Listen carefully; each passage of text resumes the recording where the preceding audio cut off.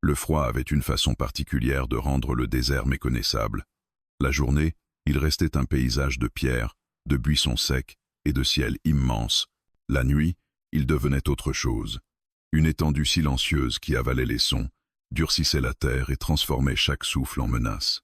La lune, haute et pâle, glissait sur les reliefs comme une lame. Même les coyotes, d'habitude insolents, semblaient s'être tus. Thorn Maddox n'aimait pas l'hiver. Pas parce qu'il craignait le froid, il l'avait connu dans des camps, dans des cols, sous des couvertures de fortune. Il n'aimait pas ce que l'hiver faisait aux hommes. Il les poussait à l'erreur, au désespoir, aux décisions qui sentent la faim. Et Thorn vivait justement ici pour éviter les décisions. Sa cabane se dressait au bord d'un petit ravin, à 2 heures de cheval de la route la plus proche, bien trop loin pour qu'un voyageur s'y perde par hasard. Les planches avaient grisé, la cheminée crachait une fumée mince, et le vent venait s'écraser contre les murs comme un animal impatient. À l'intérieur, la chaleur du feu était vraie, mais elle n'effaçait jamais complètement l'odeur de cuir, de poussière et de solitude. Il venait de jeter une bûche dans l'âtre quand le premier coup retentit. Pas un coup fort, pas un martèlement. Quelque chose de fragile. Un choc irrégulier, suivi d'un silence. Thorn resta immobile. Ses yeux se posèrent sur la porte comme si elle avait changé de place. Puis il sentit ce mouvement ancien, presque automatique. La main qui glisse vers le fusil accroché près de la table, le corps qui s'oriente sans bruit, l'oreille qui écoute ce que le froid essaie de cacher. Un deuxième coup, plus faible. Personne ne frappait à sa porte. Personne ne savait où il vivait, à part le vieux postier du village et 2 trappeurs qui avaient cessé de venir depuis des mois. Ceux qui passaient près d'ici passaient vite, parce qu'on racontait que Thorn Maddox n'aimait pas les visiteurs. Il approcha, posa sa paume sur le bois, sentit la vibration d'un souffle de l'autre côté, un souffle trop court, trop proche de la mort. Thorn tourna lentement le loquet. Le vent s'engouffra immédiatement, glacé, violent, mordant comme un fouet, et dans l'encadrement, il la vit.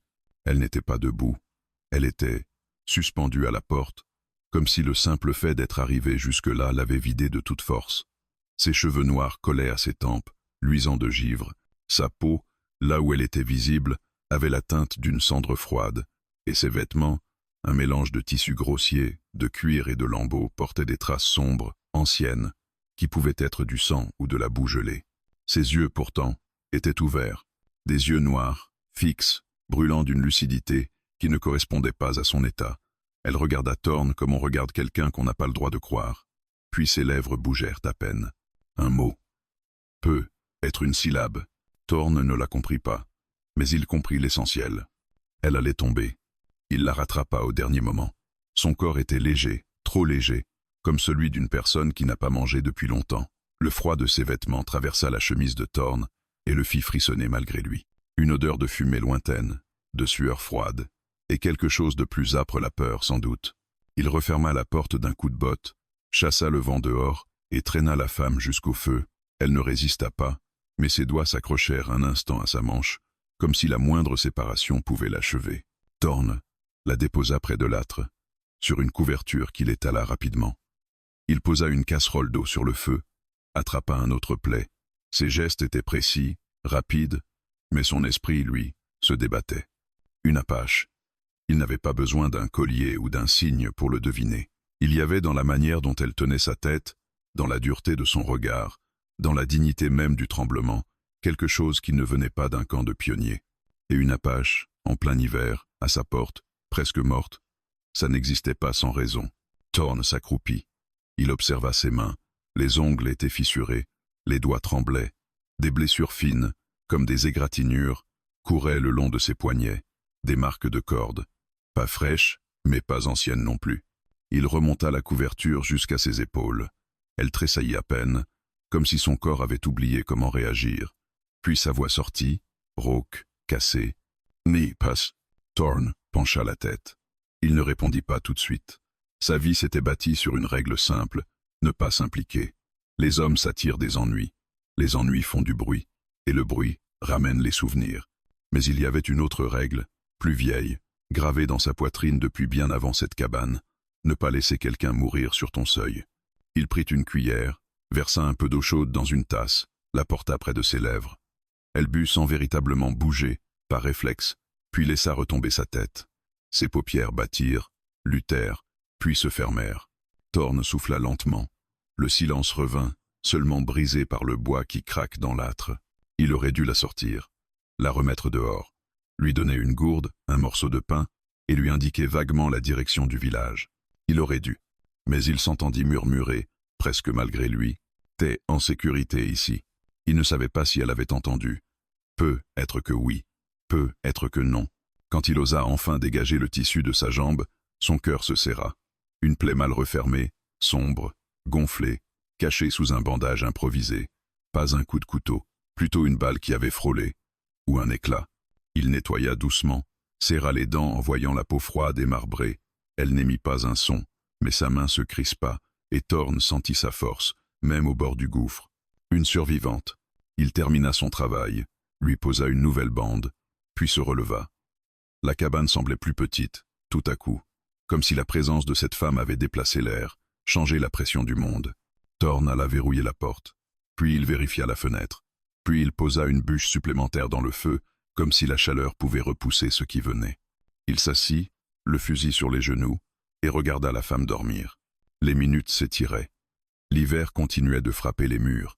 Et dans ce silence, Thorn comprit quelque chose qui le glaça plus que la nuit. Elle n'était pas arrivée ici par hasard. Elle avait cherché une porte. Et quelqu'un, quelque part, cherchait déjà sa trace. Un bruit, très léger, effleura soudain le dehors. Un frottement, comme un pas prudent sur la terre gelée. Thorn se figea. Il inclina la tête, écoute tendue, souffle bloqué. Puis un autre son, plus loin. Comme si, dans l'obscurité, le désert venait de se souvenir qu'il pouvait porter des hommes. Thorn leva lentement le fusil, sans quitter la porte des yeux. Et derrière lui, près du feu, la femme ouvrit les paupières d'un coup, comme réveillée par une peur plus ancienne que le sommeil. Elle murmura, cette fois avec une clarté terrifiante, « Ils sont proches ». La nuit refusa de se retirer. Même quand le feu ronflait et que les flammes projetaient des ombres épaisses sur les murs, l'obscurité restait tapie dans chaque interstice de la cabane. Thorn Maddox ne quitta pas la porte des yeux pendant de longues minutes après les mots de la femme. Ils sont proches. 3 syllabes qui avaient le poids d'un verdict. Il ne demanda pas qui. Il ne demanda pas combien. Il se contenta d'écouter. Dehors, le vent reprenait ses droits, poussant la poussière gelée contre les planches.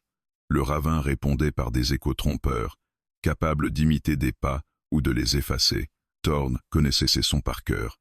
Il avait appris, au fil des années, à distinguer le bruit du monde de celui des hommes. Et pour l'instant, le monde parlait plus fort. Il abaissa légèrement le fusil et se tourna vers elle.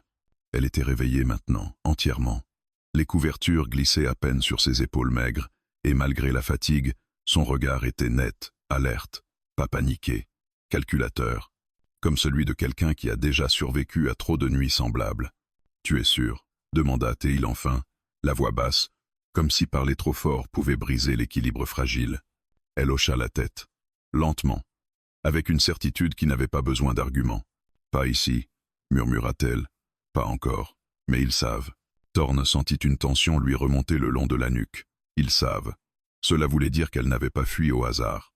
Cela voulait dire que quelqu'un suivait une piste assez précise pour traverser l'hiver et le désert. Et surtout, cela voulait dire que sa cabane venait d'entrer dans une histoire qui n'était pas la sienne. Il alla rajouter du bois dans l'âtre. Le feu s'éleva, plus vif, plus bruyant, un excès volontaire. Si quelqu'un observait de loin, la lumière ne changerait rien, mais à l'intérieur, elle donnait l'illusion d'un contrôle. « Bois », dit-il en lui tendant la tasse à nouveau.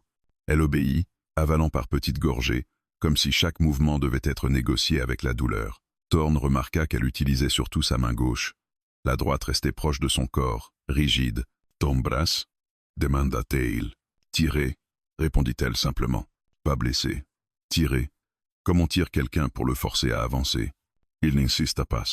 La cabane était silencieuse à présent, mais ce n'était plus un silence paisible. C'était celui de 2 êtres qui évaluent le même danger sous des angles différents. Thorn observait les murs, les fenêtres, la porte. Elle observait Thorn. « Pourquoi ici ?» finit-il par demander. Elle détourna légèrement le regard vers les flammes.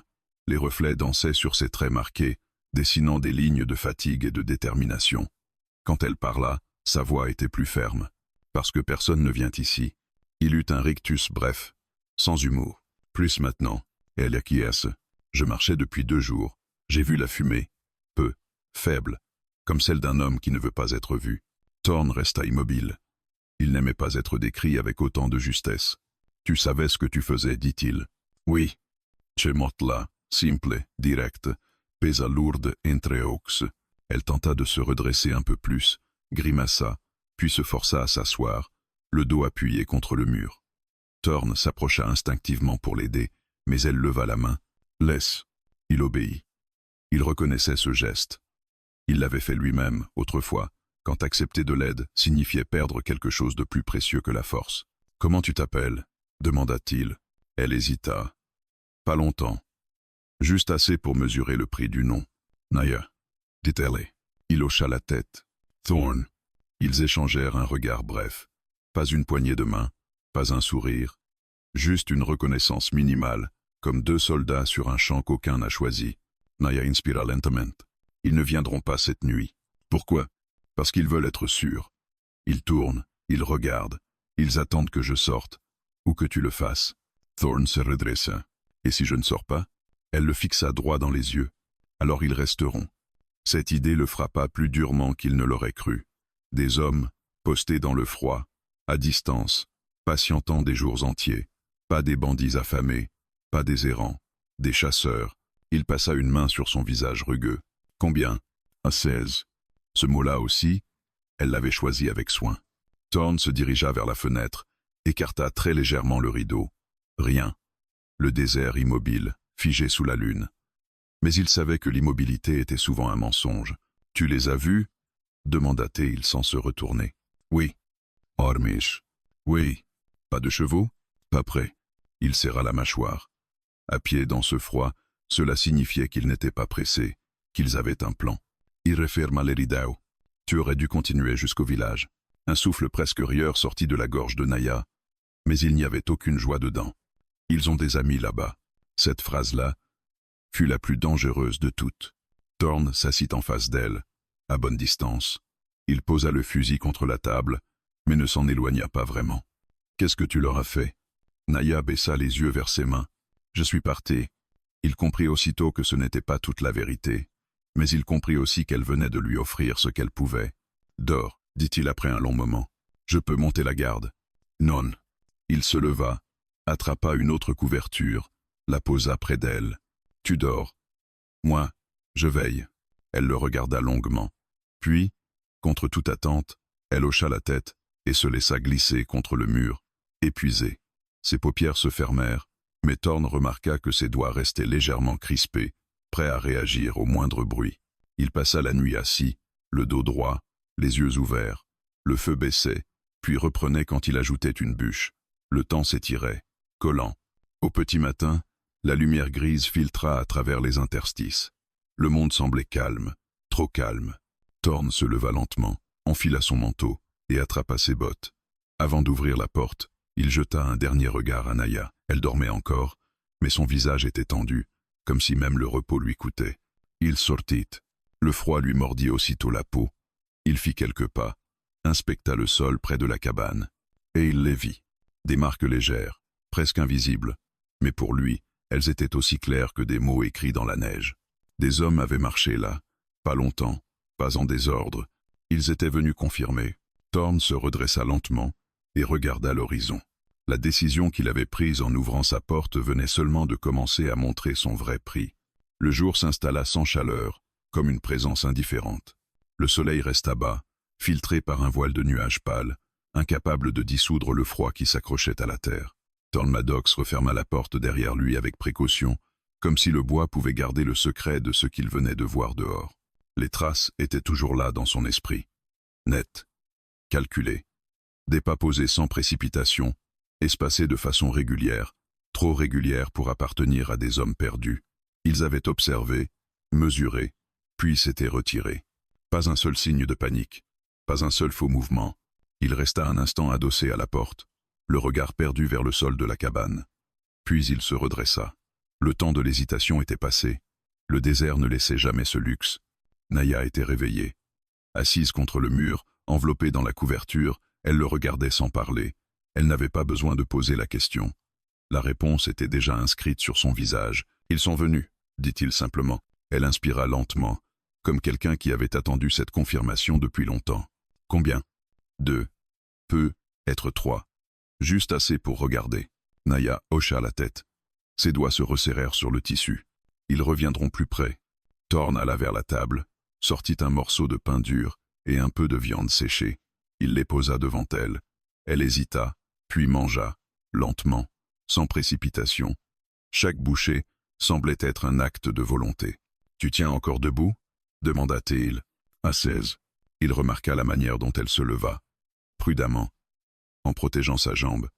Mais elle ne trembla pas. « Montre-moi » dit-il. Elle baissa la couverture. La plaie était plus propre qu'il ne l'avait laissée la veille, mais la peau restait rouge, gonflée. Elle avait serré le bandage elle-même. « Pas infecté » murmura-t-il. « Pas encore. » Il attrapa une chaise et la posa devant elle. « Assieds-toi. » Elle obéit sans discuter cette fois. Thorn sortit un petit flacon d'alcool, quelques linges propres. Ses gestes étaient fermes, précis. Elle grimaça quand il nettoya plus profondément, mais aucun cri ne franchit ses lèvres. Seulement un souffle court, maîtrisé. « Qui sont-ils » demanda-t-il enfin. Elle resta silencieuse un instant, puis ses yeux se levèrent vers lui. Des hommes qui n'aiment pas qu'on dise non. Thorn haussa légèrement un sourcil. Des hommes comme ça, il y en a partout. Cela porte un signe. Elle marqua une pause, puis ajouta « Et ils ne s'arrêtent jamais ». Il termina de resserrer le bandage. « Tu leur as pris quelque chose ? Je suis ce qu'ils veulent. » Cette phrase-là fit l'effet d'une pierre jetée dans l'eau calme.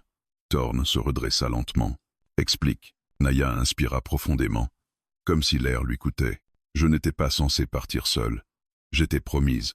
Pas à un homme, à un accord. » Thorn comprit. Pas tous les détails, mais assez pour sentir l'odeur de la contrainte, du marché scellé sans consentement. « J'ai fui avant que ce soit conclu, » poursuivit-elle, « et ils ne peuvent pas laisser ça sans réponse. Parce que ça les affaiblit, parce que ça les humilie. » Il se détourna, passa une main sur sa barbe. « Et si je te fais sortir d'ici ?»« À cheval. Avant ce soir. » Elle secoua la tête. « Ils attendent ça. Tu ne sais pas. C'est... » Elle se leva, marcha lentement jusqu'à la fenêtre, regarda dehors sans l'ouvrir. « Ils pensent que tu vas me livrer, » dit-elle, « ou que je vais paniquer et courir. Ils ont le temps. » Thorn observa la cabane. Les murs, les angles morts, les étagères. Chaque objet qu'il possédait venait de changer de fonction. « Tu sais te battre ?» demanda-t-il. Naya se tourna vers lui. « Je sais survivre. » Il hocha la tête. Cela lui suffisait. Ils passèrent l'heure suivante sans presque parler. Thorn sortit ses armes. Le vieux fusil, fiable mais lent. Le revolver qu'il nettoyait chaque semaine, même sans raison. Quelques cartouches, pas assez pour une guerre. Il compta. Recompit sur tas. Naya l'observait. Quand il eut fini, elle parla. « Il y a un ravin à l'est. Je sais. Ils ne s'en approcheront pas. Trop étroit, trop visible. Tu penses qu'ils encercleront par le sud? » « Oui. » « Et par le nord. » Thorn s'immobilisa. « Comment tu sais ?»« Parce que c'est ce que j'aurais fait. » Ils échangèrent un regard long. Une compréhension silencieuse s'installa. Pas une confiance aveugle. Une reconnaissance de compétence. « Tu restes ici aujourd'hui, » dit-il. « Tu te reposes. »« Et toi ?» ?»« Je regarde. » Il passa la journée dehors, à distance, sans jamais trop s'éloigner. Il vérifia les approches, observa les reliefs, écouta le vent. 2 fois, il crut percevoir un mouvement. Une fois, il trouva une pierre déplacée. Un signe minuscule, mais volontaire. Quand il revint à la cabane, le soleil déclinait déjà. Naya était debout. Elle avait marché. Peu, mais assez pour tester sa jambe. « Ils sont là, dit-elle. Je sais. Ils attendent demain. » Thorn ferma la porte, posa la barre de bois contre elle. « Alors demain, on sera prêt. » Ils mangèrent ensemble, en silence. Le feu crépitait doucement. Dehors, la nuit reprenait ses droits, plus lourde que la précédente. Naya rompit le silence. « Tu aurais pu me chasser. »« Oui. »« Pourquoi tu ne l'as pas fait ?» Thorn réfléchit un moment. Puis répondit, sans la regarder, « Parce que si je t'avais mise dehors, je serais déjà mort. » Elle le fixa. Puis, lentement, un sourire très discret étira ses lèvres. « Alors nous sommes 2. » Plus tard, quand le feu baissa et que la cabane sombra dans une pénombre chaude, Thorn s'allongea sans dormir.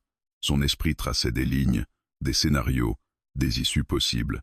Dehors, quelque part dans l'obscurité, un homme marcha volontairement sur une branche sèche. Le crack résonna. Net, précis. Ce n'était pas une erreur. C'était un message. La branche brisée continua de résonner dans l'esprit de Thorn, bien après que le son se fut dissipé dans la nuit. Ce n'était pas un accident, pas un animal, trop net, trop placé, un avertissement volontaire, envoyé sans cri ni menace directe. Il voulait être entendu. Il voulait être senti. Thorn resta immobile sur sa couche, les yeux ouverts, comptant les secondes entre chaque souffle du vent. Naya, de l'autre côté de la cabane, ne dormait pas non plus. Il le savait sans la regarder. Il y avait dans l'air cette tension électrique propre aux instants où deux personnes comprennent qu'elles partagent désormais le même péril. Il se leva lentement, attrapa son fusil et s'approcha de la fenêtre. Il écarta le rideau d'un doigt, juste assez pour laisser passer un fil de vision. Rien. Le désert semblait figé, comme retenu par une main invisible. Mais Thorn savait mieux que quiconque que l'absence de mouvement était souvent le camouflage le plus efficace. « Il teste », murmura Naya derrière lui. Il hocha la tête. « Ils veulent voir comment je réagis. »« Et alors ?»« Alors je ne leur donne rien. » Il referma le rideau et retourna s'asseoir près de la table. Le feu mourait doucement, projetant des ombres longues qui étiraient les angles de la cabane. Thorn ajouta une bûche, mais sans trop attiser les flammes. La lumière devait rester discrète, visible, mais pas provocante. Les heures s'étirèrent, aucun autre bruit ne vint. Pas de pas, pas de voix, juste le souffle du vent et le craquement du bois qui travaillait sous le froid. À l'aube, le ciel se teinta d'un gris sale, sans promesse. Thorn se leva avant que la lumière ne devienne franche. Il enfila son manteau, glissa le revolver à sa ceinture et se tourna vers Naya. « Je vais faire le tour. » Elle se redressa aussitôt. « Yeviens. »« Non. Je peux tenir debout. Ce n'est pas la question. » Il s'approcha d'elle, parla plus bas. « Si quelque chose tourne mal dehors, je veux que tu sois ici, que tu vois ce qui se passe, que tu survives. » Elle serra la mâchoire, mais finit par acquiescer. « Ne t'éloigne pas. » Il esquissa un sourire bref. « Je ne le fais jamais. » Thorn sortit, referma la porte sans bruit et inspira profondément. Le froid le frappa comme une gifle. Il observa immédiatement le sol autour de la cabane. Les traces étaient plus nombreuses que la veille, plus proches aussi. Ils avaient réduit le cercle. Il suivit lentement les empreintes, avançant avec prudence. Chaque pas était pesé. Il évitait les zones trop dégagées, longeait les rochers, utilisait les replis du terrain. Il savait qu'il pouvait l'observer à cet instant même, et c'était précisément ce qu'il voulait. À mi-distance du ravin, il s'arrêta net. Quelque chose clochait. Le silence n'était pas seulement une absence de bruit, il était construit, organisé. Thorn comprit qu'ils étaient positionnés, immobiles, attendant son erreur. Il fit mine de continuer, puis changea brusquement de direction, s'abaissant derrière un amas de pierres. Il vit alors une silhouette, pas un homme en mouvement. Un homme figé, à genoux, presque invisible contre la terre, à 50 mètres à peine. Un observateur, pas armé pour l'attaque, armé pour voir. Thorn resta immobile, le cœur battant lentement, méthodiquement. Il aurait pu tirer, l'abattre net, mais il savait ce que cela provoquerait. Une riposte immédiate, une escalade. Il recula sans bruit, utilisant le relief pour disparaître de leur champ de vision. Il revint vers la cabane en contournant, traçant un chemin différent. Quand il rentra, Naya était debout, appuyée contre la table. « Ils sont plus proches, dit-elle. »« Oui. Combien êtes-vous ?»« Une. » Il n'était pas seul. « Non. » Ils échangèrent un regard lourd de sens. « Ils veulent que tu tires, » dit Naya. « Oui. » « Et si tu ne le fais pas, alors ils vont parler. » À peine ces mots prononcés, un son nouveau traversa l'air. Une voix, grave, portée volontairement par le vent, mais sans forcer. « Cowboy !» Thorn se ficha. Naya aussi. La voix reprit, un peu plus forte, mais toujours calme. « On sait que tu es là. On ne veut pas de problème. » Thorn se dirigea lentement vers la porte, sans l'ouvrir. « Tu parles fort pour quelqu'un qui ne veut pas de problème, » répondit-il. Un rire bref, sec. « Les problèmes, c'est pas toi, c'est elle. » Naya ferma les yeux un instant. « Laissez-la sortir. » Continua la voix. « Et on s'en va. » Thorn serra les poings. « Elle est blessée. Elle marchera. Et après, un silence. Puis, après, ce sera plus ton affaire. » Thorn sentit la colère monter, mais il la contint. La colère faisait faire des erreurs. « Elle est sous mon toit, » dit-il enfin. « Tant qu'elle y est, elle est mon affaire. » Un autre rire, plus froid. « Alors tu fais un mauvais choix, cowboy. »« Peut être. » Le silence retomba, plus lourd que le précédent. Naya s'approcha de Thorn. Par la basse. « Ils vont attendre. Ils pensent que la peur va faire le reste. La peur ne marche pas toujours. Si. Mais pas comme ils l'espèrent. Ils restèrent là, immobiles, à écouter le désert reprendre son souffle. À la fin de la journée, Thorn commença les préparatifs. Il déplaça les meubles, renforça la porte avec une poutre, dégagera les fenêtres juste assez pour tirer sans exposer tout son corps. Il posa des objets lourds près des angles. Chaque geste était réfléchi, chaque détail comptait. Naya l'aida autant qu'elle put. Elle ne se plaignit pas, elle ne demanda rien. Quand la douleur la rattrapait, elle s'arrêtait, respirait, puis continuait. Ils attaqueront à l'aube ou au crépuscule, dit-elle. Oui, ils n'aiment pas la pleine lumière. Ni moi. La nuit tomba une nouvelle fois, plus dense, plus silencieuse. Avant de s'asseoir pour veiller, Thorn jeta un dernier regard à la porte. Il savait désormais que le cercle était presque fermé, et quelque part dans l'obscurité, des hommes comptaient le temps, convaincus que la cabane finirait par céder. Ils se trompaient sur une chose essentielle. La porte n'était plus seulement fermée, elle était tenue. Le 5e jour commença sans attaque, et cette absence fut plus lourde que les balles qu'ils attendaient. Le désert, figé sous un ciel laiteux, semblait retenir son souffle. Thorn Maddox se tenait près de la fenêtre et, observant la ligne floue où la terre se confondait avec l'air, rien ne bougeait, et c'était précisément ce qui l'inquiétait. Naya était assise sur une caisse renversée, occupée à resserrer le bandage de sa jambe. Ses gestes étaient plus assurés qu'avant. La douleur était toujours là, mais elle avait cessé de la ralentir. Thorn remarqua ce détail sans rien dire. Il savait reconnaître les signes d'une personne qui accepte l'inévitable. « Ils ne frapperont pas aujourd'hui, » dit-elle sans lever les yeux. « Pourquoi ? Parce qu'ils veulent que tu doutes. » Il hocha la tête. Le doute était une arme lente, mais efficace. Il s'infiltrait dans les décisions, faisait trembler la main au mauvais moment. « Ils vont tenter autre chose, » ajouta-t-elle. Comme pour confirmer ses paroles, un bruit se fit entendre au loin. Pas une voix, pas un pas. Un hennissement étouffé, bref, presque étouffé aussitôt. Thorn se raidit. « Chevaux » murmura-t-il. « Oui. » Il n'en avait pas près avant. Il change de tactique. Thorn se redressa et s'approcha de la porte, posa l'oreille contre le bois. Il capta des sons diffus, lointains, comme des déplacements discrets, organisés. Ils s'installaient, pas pour l'assaut, pour la durée. « Ils veulent nous épuiser, » dit-il. « Ils pensent que tu es seul, et que tu finiras par craquer. » Naya releva la tête et le regarda droit dans les yeux. « Tu ne craqueras pas. » Ce n'était pas une question. C'était une affirmation. Ils passèrent la matinée à économiser chaque geste. Peu de feu, peu de paroles. Thorn répartit les cartouches, en mit certaines hors de vue. Au cas où, il connaissait cette danse. Préparer sans montrer, garder une réserve pour l'instant où tout semble perdu. Vers midi, une silhouette apparut à découvert, loin au sud. Un homme, seul. Il marchait lentement, les mains bien visibles, sans arme apparente. Il avançait avec cette assurance feinte des gens qui savent qu'on les observe.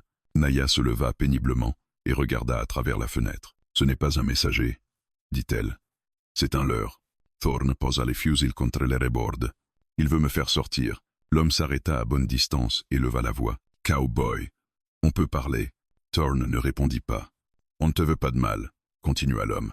« C'est une histoire qui ne te concerne pas. » Naya serra les dents. « Mensonge. » Thorn attendit encore quelques secondes, puis répondit sans montrer son visage. « Tu parles bien pour quelqu'un qui marche seul. » Un sourire passa sur le visage de l'homme, visible même à distance. « Je suis celui qui négocie. » « Négocier quoi ? Ta tranquillité. » Thorn sentit la colère monter, mais la maîtrisa. « Continue. Tu nous laisses la femme. On s'en va. Personne ne saura jamais que tu étais là. » Nadia s'approcha de Thorn. Parla basse. « S'ils t'offrent l'oubli, c'est qu'ils ont peur. »« Du quoi ? » ?»« De ce que je sais. » Thorn réfléchit. Puis il parla à nouveau, plus fort. « Et si elle refuse ?» L'homme haussa les épaules. « Alors on attendra que tu changes d'avis. Et si je tire, alors tu feras exactement ce qu'on veut. » Thorn sourit, sans joie. « Tu peux repartir. » Le visage de l'homme se durcit. « Réfléchis bien, cowboy. Le désert ne protège personne longtemps. »« Moi non plus. Je ne protège personne longtemps, » répondit Thorn. « Mais tant que cette porte tient, elle tient. » L'homme resta un instant immobile, puis se retourna lentement et repartit. Sa démarche était trop calme pour quelqu'un qui venait d'échouer. Il rejoignit les replis du terrain et disparut. Naya expira profondément. Ils vont serrer l'étau. Oui. Chatenoit. Thorn hocha la tête. Ils mangèrent peu. L'air dans la cabane semblait plus épais, chargé d'une tension presque palpable. Thorn passa l'après-midi à ajuster les derniers détails. Il déplaça des meubles pour créer des angles morts, renforça les points faibles, posa des objets prêts à tomber si la porte cédait. Naya observa, mémorisant chaque recoin. « Si je tombe, dit-elle soudain, tu ne t'arrêtes pas. » Thorn se tourna vers elle. « Tu ne t'embarrasses pas. Si ça arrive, reprit-elle, tu continues. » Il la fixa longuement, puis répondit. « On continue ensemble. » La nuit tomba sans lune. Une obscurité épaisse, propice aux mouvements discrets. Thorn éteignit presque entièrement le feu. Seules quelques braises rougeoyaient encore. Ils s'installèrent chacun à un poste. Thorn près de la porte, Naya près de la fenêtre nord. Les heures passèrent, puis, très doucement, un bruit nouveau s'éleva. Un frottement contre le bois, presque respectueux, puis un autre, de l'autre côté. Naya murmura. Ils sont tout autour. Thorn serra les fusils. Une pierre heurta soudain le mur, suivie d'une autre. Pas pour briser, pour prévenir. Une voix monta, différente de celle du matin. Plus dure, plus pressée. C'est ta dernière chance, cowboy. Thorn inspira lentement. Vous avez choisi le mauvais endroit. Un silence. Puis le premier choc contre la porte. Pas violent. Mesuré. Le genre de coup qu'on donne quand on sait qu'il y en aura d'autres. Le siège venait de commencer. La porte vibra sous le deuxième coup, plus fort que le premier, comme si le bois lui-même hésitait entre résistance et capitulation. Thorn Maddox ne bougea pas. Il resta immobile, le fusil calé contre son épaule, les yeux fixés sur la poignée qui tremblait légèrement. Chaque vibration résonnait jusque dans ses os, mais il refusa de laisser la peur s'installer. La peur faisait du bruit à l'intérieur. Lui avait besoin de silence. Naya, près de la fenêtre nord, se raidit. Elle n'avait pas besoin de regarder pour savoir qu'il testait la solidité de la porte. Ce n'était pas encore une attaque. C'était une question posée au bois, au clou, aux nerfs de ceux qui se trouvaient derrière. Le troisième coup ne vint pas immédiatement. Ils attendaient. Ils voulaient mesurer la réaction. Thorn glissa lentement le pied contre la poutre qu'il avait placée en renfort, s'assura qu'elle était bien calée. Puis il parla, la voix basse mais ferme, assez forte pour traverser le bois. « Vous perdez votre temps. » Un rire étouffé lui répondit, quelque part dans l'obscurité. « Le temps, on en a, cowboy. » Un choc plus brutal fit vibrer toute la cabane. Une planche gémit. Des éclats de poussière tombèrent du plafond. Naya serra les dents. « Ils frappent en rythme, » murmura-t-elle. « Ils vont se relayer. » Qu'ils essaient. Thorn leva le fusil, visa la porte sans tirer. Il attendait. Tirer trop tôt, c'était donner un avantage. Il connaissait cette danse. L'assaillant voulait provoquer, faire craquer les nerfs, pousser à une erreur. Un craquement plus sec retentit. La serrure tint bon, mais la poignée se déforma légèrement. Naya tourna la tête vers Thorn. « Ils ne passeront pas par là, dit-elle. Pas encore. » Comme pour confirmer ses mots, un bruit se fit entendre sur le flanc et de la cabane, un frottement contre le mur, puis un autre, plus haut. Quelqu'un testait les planches, cherchait un point faible. Thorn se déplaça sans bruit, se positionna près de la fenêtre et, le fusil prêt, il écarta légèrement le rideau. Une silhouette se détacha à peine de l'obscurité. Un homme, accroupi, une barre de fer à la main. Il leva le bras. Le coup de feu claqua, sec, brutal, déchirant la nuit. La silhouette s'effondra aussitôt, projetée en arrière. Un cri étouffé monta, suivi d'un silence brutal. Thorn recula d'un pas, le cœur battant mais l'esprit clair. Il ne s'attarda pas. Il savait que le tir venait de changer la nature du siège. « Touché », dit-il simplement. Naya ferma les yeux un instant, puis rouvrit-les, plus durs. Maintenant, ils vont répondre. La riposte ne se fit pas attendre. Un coup de feu frappa le mur, éclatant une planche à quelques centimètres de la tête de Thorn. Il se plaqua contre le mur, la poussière retombant sur ses épaules. « À couvert !» cria-t-il. Naya se jeta derrière la table renversée. Les balles sifflèrent, frappant le bois, le métal, envoyant des éclats dans l'air. La cabane, jusqu'à leur refuge, se transformait en piège sonore, chaque impact résonnant comme un coup de tonnerre. Thorn rechargea rapidement, ses gestes précis malgré la pression. Il visa de nouveau par la fenêtre, mais cette fois, les silhouettes étaient plus nombreuses, plus prudentes. Elles se déplaçaient vite, utilisant l'obscurité comme allié. « Ils avancent par groupe de 2, murmura Naya. Un couvre pendant que l'autre bouge. Ils savent ce qu'ils font. » Une balle traversa la fenêtre nord, brisant le verre dans un fracas sec. Naya se replia encore plus bas, sentant les éclats lui entailler la joue. « Tu vas bien » cria Thorn. « Oui. » Un mensonge, mais un mensonge utile. Le feu dans l'âtre vacilla sous le courant d'air. Thorn jeta un regard rapide. S'il s'éteignait complètement, il serait plongé dans le noir total. S'il flambait trop, il les rendrait visibles. Il attrapa une couverture, la jeta sur une étagère qui prenait feu après un impact, étouffant les flammes. L'odeur de brûlé se mêla à celle de la poudre. « Ils vont tenter la porte à nouveau, » dit Naya, « pour nous fixer pendant qu'un autre passe par le toit. » Thorn leva les yeux. Le toit. Il avait espéré qu'il l'ignore. Il attrapa une cartouche supplémentaire, se déplaça sous la poutre centrale, écouta. Un grattement, léger, presque respectueux. Il leva le fusil et tira à travers le plafond, sans viser précisément. Le bois éclata, un cri retentit, aigu, suivi d'un bruit lourd qui s'écrasa à l'extérieur. « Un de moins », murmura-t-il. La porte subit un nouveau choc, plus violent.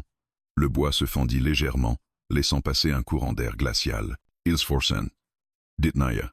Qu'ils viennent. » Thorn se plaça devant la porte, les jambes ancrées, le fusil prêt. Chaque muscle de son corps était tendu, mais son esprit restait étrangement calme. Il avait dépassé le point où la peur domine.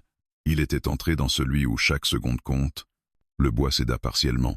Une main apparut dans l'ouverture, cherchant à agrandir la brèche. Thorn tira. La main disparut dans un cri. Un silence lourd suivit. Puis des murmures, des déplacements rapides. Il se repliait. Il recule, dit Naya surprise. Non, répondit Thorn. Il change de plan. Il rechargea une dernière fois, jeta un regard à Naya. Elle était pâle, mais debout, vivante. Dehors, les bruits s'éloignaient légèrement. Le siège n'était pas levé. Il était simplement suspendu. Thorn inspira profondément, sentant l'odeur de la poudre et du bois brisé. Ce n'était que le début, dit-il. Naya acquiesça, les yeux brillants d'une détermination farouche. Ils reviendront, mais maintenant, ils savent. La cabane tenait encore, mais elle portait déjà les cicatrices de la nuit. Et quelque part dans l'obscurité, des hommes comptaient leurs blessés et redessinaient le cercle, conscients que la résistance serait plus coûteuse que prévu.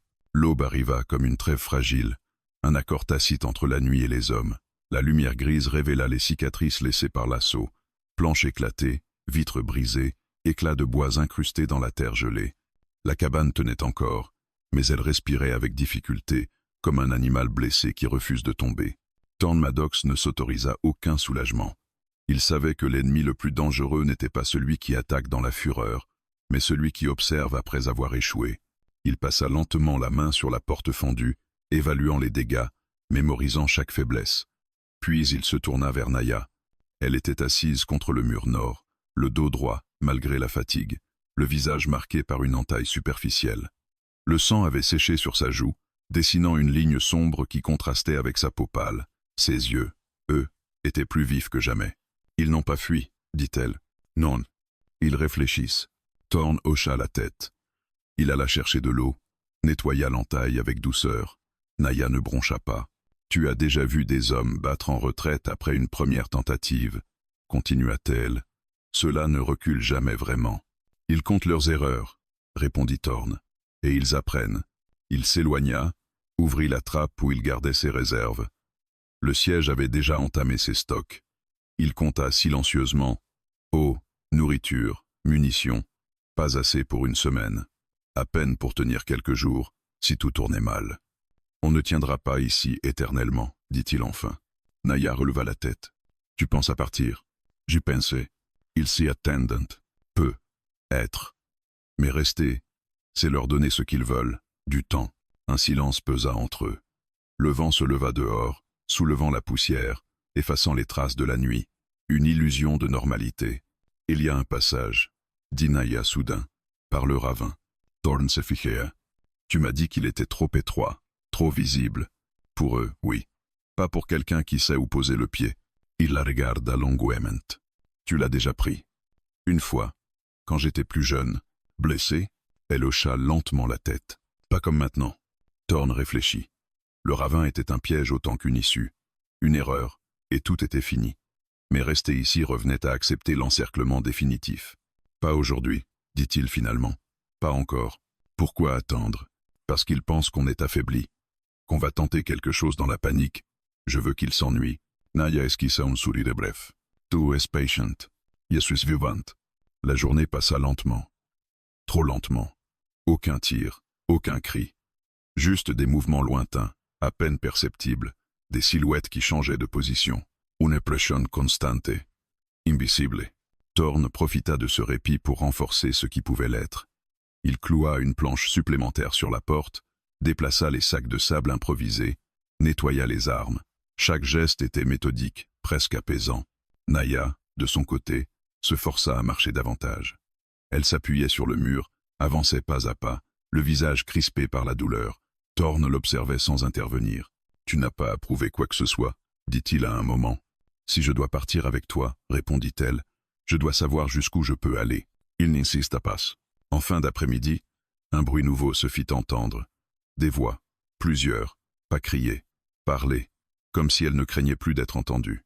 Thorn se posta près de la fenêtre. « Ils se montrent, » murmura-t-il. « Ils veulent que tu les vois, » répondit Naya. 3 hommes apparurent à découvert, à bonne distance, pas armés visiblement. Ils marchaient lentement, confiants. L'un d'eux leva la main. « On peut encore arranger ça, cow-boy. » Thorn ne répondit pas. « Tu as déjà tué 2 des nôtres, » continua la voix.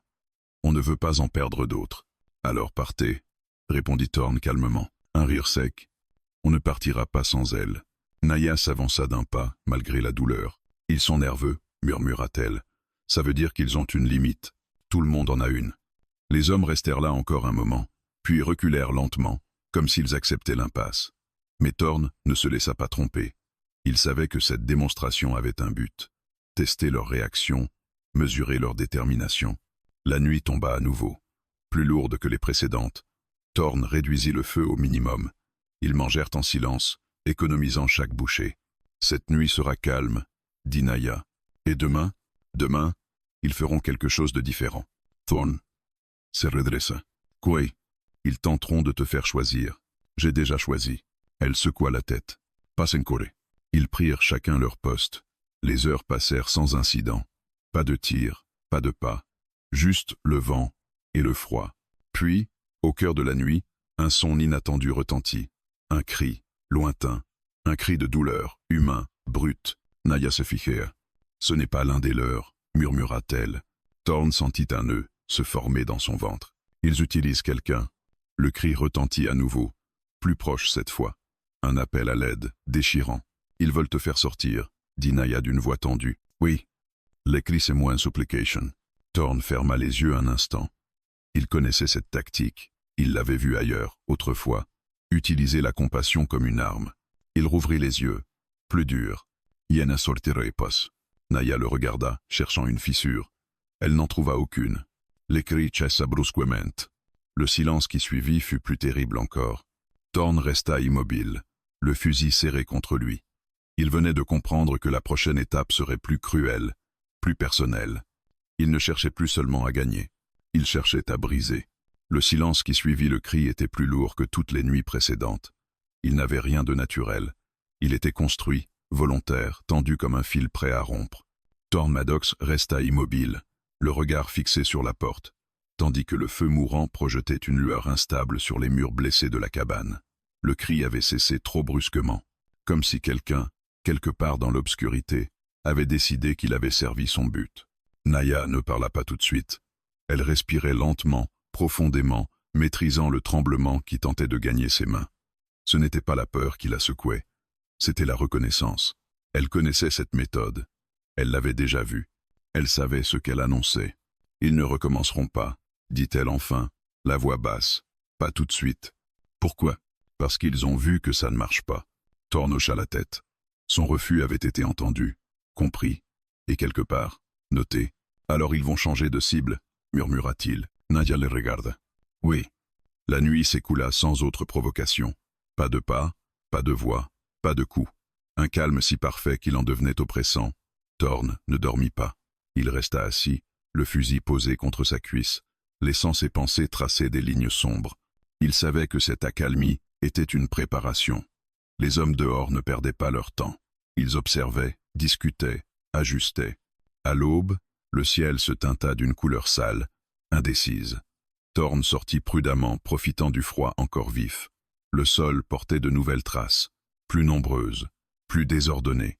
Ils avaient bougé pendant la nuit, pas pour attaquer, pour repositionner. Quand il rentra, Naya l'attendait. Ils ont rapproché le cercle, dit-elle sans qu'il ait besoin de parler. Oui, et ils ont déplacé leur camp, plus au sud. Exact. Elle inspira profondément. Il se prépare à rester longtemps. Thorn s'assit, passa une main sur son visage. Alors il faut qu'on change le rythme. Naya le fixa, attentive. Comment? En les forçant à réagir. Tu penses à sortir? Parce que mails l'attendant. Il se leva, attrapa une corde, quelques outils, puis posa tout sur la table. Naya observa, comprenant peu à peu. Tu veux leur faire croire qu'on est plus nombreux, dit-elle. Oui, ça peut marcher. Ils passèrent la matinée à préparer leur mise en scène. Thorn traîna volontairement des objets à l'extérieur, créa de fausses traces, déplaça des pierres pour suggérer des allers-retours multiples. Il accrocha une vieille veste à un piquet, à distance, comme si un homme montait la garde. Chaque détail était pensé pour semer le doute. Naya, malgré la douleur, participa. Elle traça des empreintes différentes avec soin, variant la profondeur, l'angle. Elle connaissait les regards qui cherchent. Elle savait comment mentir à un chasseur. Ils vont croire que quelqu'un est arrivé pendant la nuit, dit-elle. Ou qu'on a un plan, répondit Thorn. Ce qui est encore mieux. À midi, ils virent la réaction. Des silhouettes apparurent brièvement sur les hauteurs. Des têtes qui se penchaient, des corps qui se figeaient, des murmures portés par le vent. Ça les ralentit, murmura Thorn. Oui, mais ça ne les arrêtera pas. Ils mangèrent peu. L'air semblait vibrer, comme avant un orage. Thorn sentait une pression sourde dans sa poitrine, non pas de peur, mais d'anticipation. Il savait que la prochaine étape serait plus directe. En fin d'après-midi, un homme apparut à découvert, différent des précédents, plus âgé, plus large d'épaules. Il ne portait pas son arme en évidence, mais sa posture suffisait à trahir son autorité. Il s'arrêta à bonne distance et leva la voix. « Cowboy, c'est moi qui commande ici. » Thorn s'approcha de la fenêtre, sans se montrer entièrement. « Tu as une drôle de façon de commander, » répondit-il. Un sourire dur se dessina sur le visage de l'homme. « J'ai perdu des hommes, et je n'aime pas ça. Moi non plus. Alors écoute-moi bien. La femme que tu caches, elle vaut plus que toi, plus que ta cabane, plus que ce bout de désert. » Naya se rapprocha de Thorn. Par la basse. « C'est lui. »« Qui ?»« Celui qui a décidé. » L'homme continua. « Tu peux encore partir. Maintenant, seul. On ne te suivra pas. » Thorn serra les dents. « Et elle ?» ?»« Elle reste. » Le silence s'étira. Le vent souffla, emportant la poussière. « Tu me demandes de vivre avec ça, » dit Thorn. « Je te donne une chance de vivre, » corrigea l'homme. Naya sentit la colère monter. Elle fit un pas en avant, malgré la douleur. « Tu mens, » cria-t-elle. « Vous ne laissez jamais partir les témoins. » L'homme tourna lentement la tête vers la cabane. « Je me doutais que tu étais encore capable de parler. Tu n'auras rien de moi, » répondit-elle. « Tout le monde a quelque chose à perdre. » Thorn posa une main ferme sur son bras. « Rentre. » Il lève ensuite la voix. « Tu as entendu sa réponse. » L'homme observa la cabane longuement, comme s'il la pesait. « Alors tu signeras pour elle. » Il se détourna et repartit sans se presser. Naya sentit un frisson la parcourir. Il a fait son choix. « Oui, » répondit Thorn. « Et nous aussi. » La nuit tomba, plus lourde encore. Thorn renforça une dernière fois la porte. Il savait que les mots étaient terminés. « Cette nuit ou demain ?» dit Naya. « Demain, » répondit Thorn. « Ils veulent la lumière pour ce qu'ils préparent. » Et toi, il la regarda. Un regard calme, déterminé. « Moi, je veux qu'ils se trompent encore une fois. » Ils prirent position. Le feu réduisit à des braises. Dehors, des pas discrets se déplacèrent, se placèrent. Thorn sentit quelque chose changer dans l'air. Une certitude froide. Le cercle était fermé. Et cette fois, il ne viendrait pas pour tester. Il viendrait pour conclure. L'aube se leva sans couleur, comme si le ciel lui-même refusait de prendre parti. Une lumière plate glissa sur le désert, révélant les formes immobiles autour de la cabane. Thorn Maddox le sentit avant même de regarder. Quelque chose avait changé. L'air était trop calme, trop dense, chargé d'une intention claire. Ils étaient là. Poche cochèche. Poche disperchèche. Dispochèche. Thorn observa par la fente de la fenêtre sud. Des silhouettes se tenaient à distance régulière, formant un cercle presque parfait. Certains étaient accroupis, d'autres debout, immobiles, armes en main. Ils ne se pressaient pas. Ils occupaient le terrain comme on occupe une certitude. Ils ont décidé, murmura Naya derrière lui. Oui. Thorn recula d'un pas. Son esprit travaillait vite, mais sans agitation. Chaque détail comptait désormais. Les angles, les distances, le temps entre deux respirations. Ils ne vont pas charger, dit-il. Pas tout de suite. Non. Ils veulent que tu comprennes que tu n'as plus d'option. Comme pour confirmer ces mots, l'homme de la veille avança de quelques pas. Il leva la main, non pour saluer, mais pour imposer le silence. « Cowboy !» lança-t-il d'une voix claire, assez forte pour porter sans crier. « On est là. Tu nous vois. On te voit. » Thorn resta dans l'ombre. « Tu as tenu plus longtemps que prévu, » continua l'homme. « C'est respectable. Dis ce que tu as à dire, » répondit Thorn. « Très bien. Aujourd'hui ça se termine. » Un murmure parcourut le cercle, comme un souffle coordonné. « Tu nous donnes la femme, avant le coucher du soleil, » poursuivit l'homme. « Tu sors sans armes. Tu t'éloignes. On ne te suit pas. » Et s'y refuse. L'homme sourit. « Alors on brûle la cabane, lentement, et on entre quand il n'y aura plus rien à sauver. » Naya sentit une tension glacée lui traverser la poitrine. Ce n'était pas une menace vide. Elle le savait. Thorn le savait aussi. « Tu penses que ça me fera changer d'avis ?»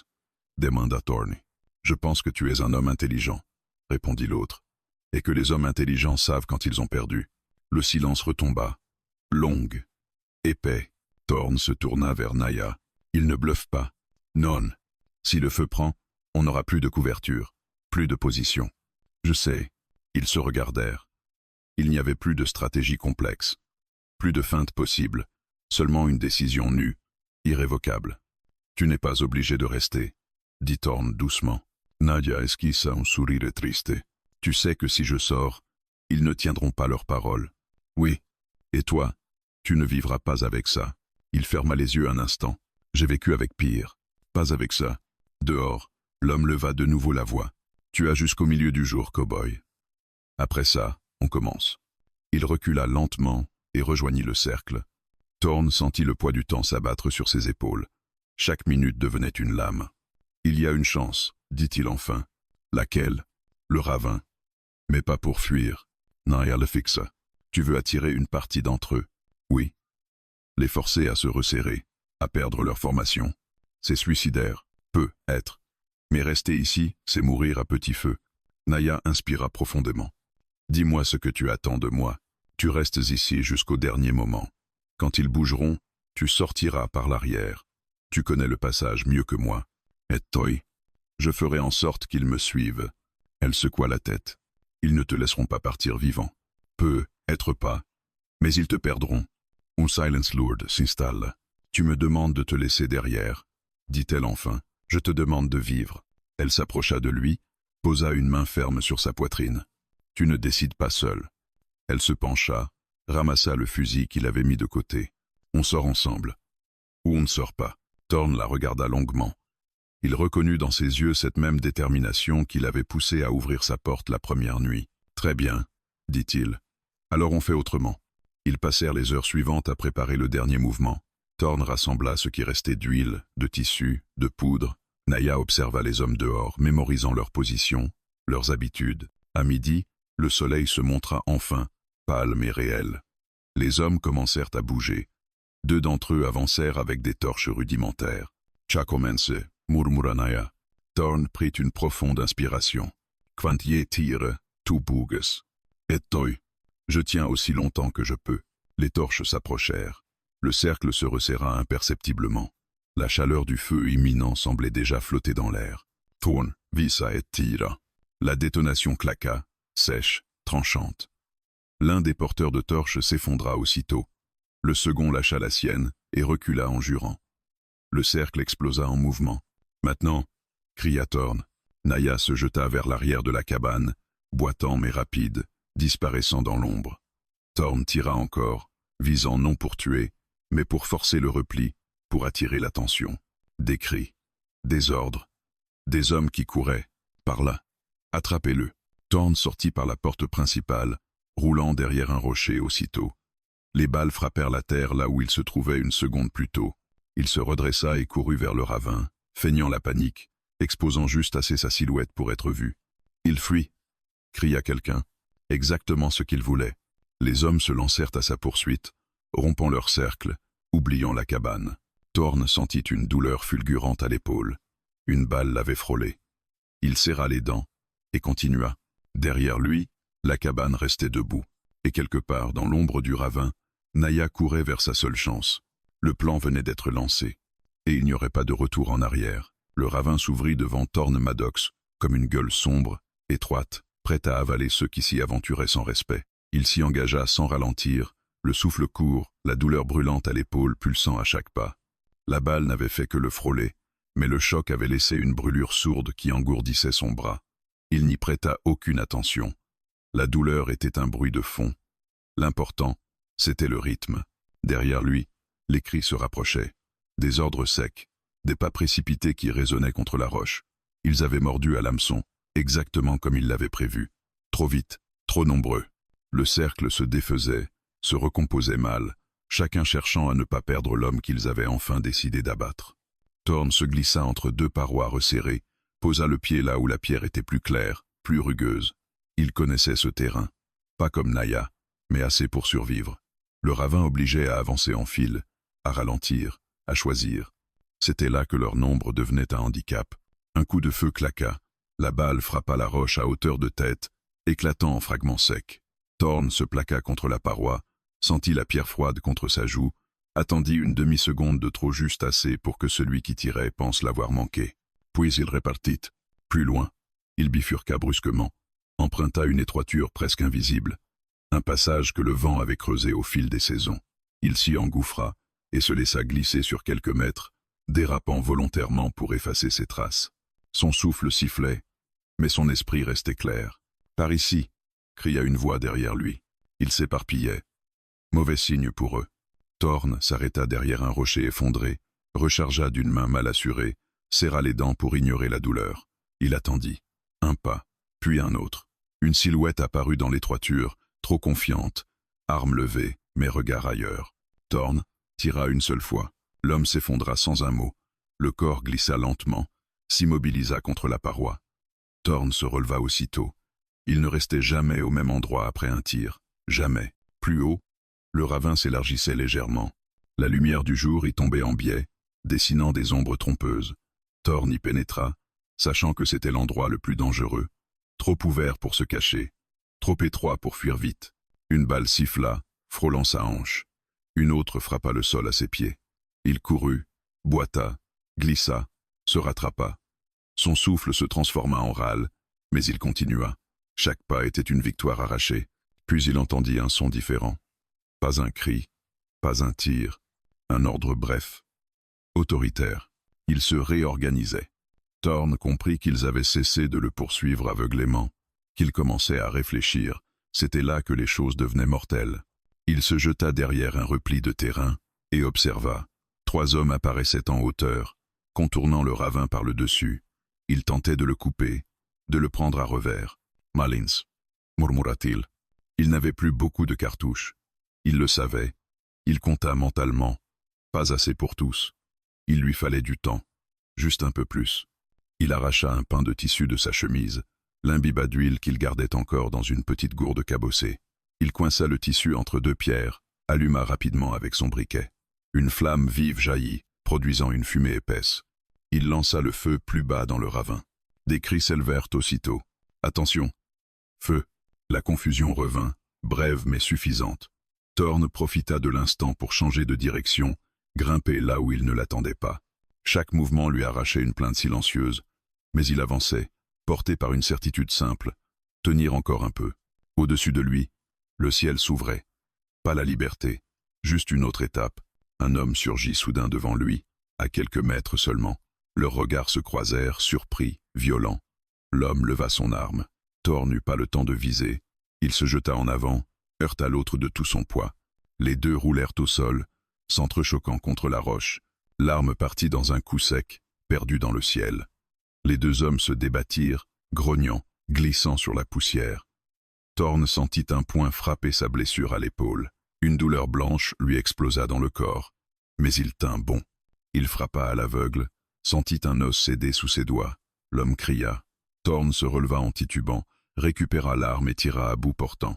Le corps resta immobile. Thorn recula, haletant, la vue brouillée. Il savait qu'il ne tiendrait plus longtemps. Chaque muscle lui brûlait. Chaque inspiration était un combat. En contrebas, les voix se rapprochaient à nouveau. Il n'avait pas abandonné. Pas encore. Il pensa à Naya, à la cabane, à ce moment précis où elle devait être en train de courir, de disparaître, de survivre. Cette pensée lui donna la force de se redresser une dernière fois. Il se plaça sur un promontoire étroit, dos au vide, armes levées. Quand les silhouettes apparurent, il tira sans sommation, non pour les arrêter, mais pour les ralentir, pour gagner des secondes. Une balle le frappa à la cuisse. Il tomba à genoux, un cri étouffé lui échappant. Le sang coulait chaud contre le froid de la pierre. « Il est là !» cria quelqu'un. Thorn sourit malgré la douleur. Il l'avait trouvé. Mais trop tard. Il tira encore, puis encore, jusqu'à ce que le chargeur soit vide. Quand le dernier coup partit, il resta immobile, le souffle court, l'arme inutile entre les mains. Les hommes hésitèrent. Ils avançaient lentement maintenant, prudents, conscients du prix qu'il leur avait déjà fait payer.